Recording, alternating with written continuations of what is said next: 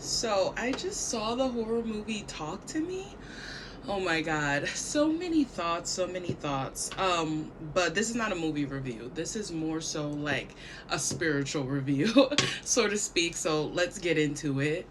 If you have seen the movie or if you haven't seen the movie, the main character Mia, she's definitely like in grief. Her mom passed away and she's not really coping with it in the best way, especially if you've seen the movie.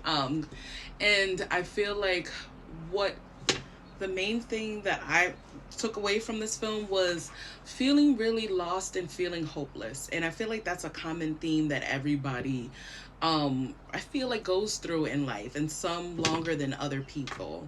So what I would have to say is don't like misplace your trust and your hope into people, into things, into spirits that don't have your best interests. And I think that's why sometimes it's so important to use discernment with who you get readings from, who you decide to work with spiritually, or even if you're not really that into like spirituality like that, where you get readings and stuff. It's important as to what you consent to. So like I said, she wasn't very spiritual. She was just playing that game with people at the party because they thought it was cool to get possessed. And I think that's why it's important to know where you are at vibrationally, because unfortunately she was in grief. She was probably depressed, so that lowers your vibration and unfortunately makes you susceptible to lower vibrational energies and entities.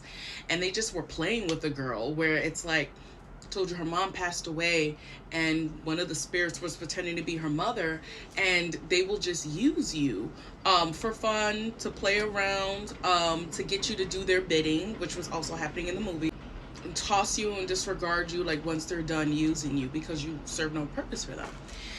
And if you watch the movie, then you know when it comes to Riley, he was like a pure soul. So of course these spirits, they want to, cling to him.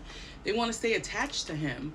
And I think that's what, like I said, the biggest takeaway that I got in this film is, even if you are feeling down, even if you are going through grief, even if you are feeling hopeless, don't resort for other things outside of you to bring you that clarity, to bring you that peace, to bring you the answers. No, the answers lie within. And it's so corny and so cliche, but it is true. The harder work is sitting with your feelings.